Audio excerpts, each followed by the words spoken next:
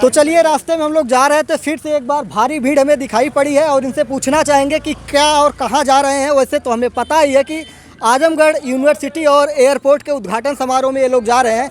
तो क्या कहना चाहते हैं ये लोग, क्या कहना चाहते हैं, इनकी बातें हम सुनना चाहेंगे। पूरी दुनिया के महान नेता आदरणीय नरेंद्र भाई मोदी जी, जो भारत के यशस्वी प्रधानमंत्री जी हैं, उनके कर कमलों द्वारा आज विश्वविद्यालय का एयरपोर्ट का उद्घाटन होना है।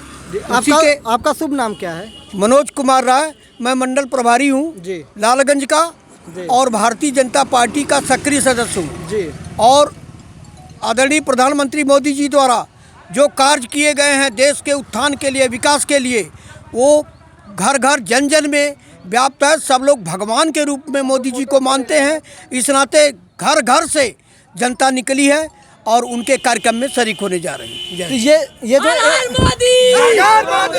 ये जो यूनिवर्सिटी बन रही है, तो इससे क्या अभूतपूर्व लाभ होने वाले हैं? इसमें जो एक समय था जब हमारे ज़िले के लड़के कभी बनारस, कभी गोरखपुर, कभी इलाहाबाद, कभी दिल्ली जाने के लिए बाध्य होते थे, अब उनके लिए सारी औपचारिकताएं यही आजमगढ़ में पूरी होने जा रही हैं। विश्वविद्यालय के होने से छात्रों का विकास होगा, छात्र पढ़ाई लिखाई का एक सुनहरा अवसर प्राप्त हो रहा है आजमगढ़ जनपद को। चलिए, अगर आप राजनेता हैं तो आपसे थोड़ा पॉलिटिकल क्वेश्चन भी कर लेता हूं। समाजवादी पार्टी थी और ये कहती थी कि हमारा ये गढ़ है, हमारा घर है, तो आज तक आजमगढ़ इतने सालों में क्यों यूनिवर्सिटी या सड़कों के मामले में या एयरपोर्ट के मामले में उपेक्षित क्यों रहा?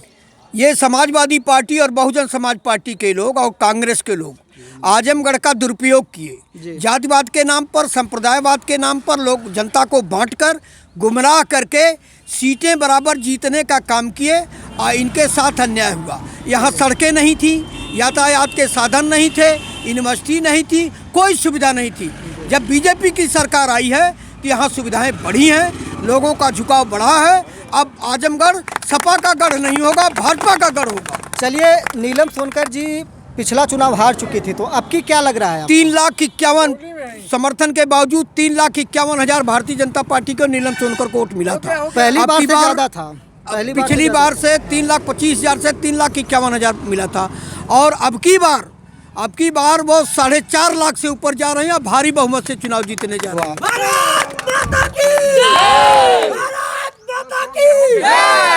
गठबंधन था अगली बार, इस बार गठबंधन नहीं है। गठबंधन के बावजूद मान लीजिए परिस्थितियां ये बन रही हैं, कहीं कहीं प्रचार हो रहा है गठबंधन हो भी सकता है। गठबंधन के बावजूद ये दोनों सीटें भारतीय जनता पार्टी के झोली में जा रही हैं। विकास के नाम पर, राष्ट्रवाद के नाम पर सारी जनता एक तो साथ कहीं रहे, लेकिन सब लोग कमल के फूल की बटन दबा। चलिए, अभी लेट हो रहा है क्योंकि सबको रैली में जाना है, इसलिए हम लोग यहीं पे जय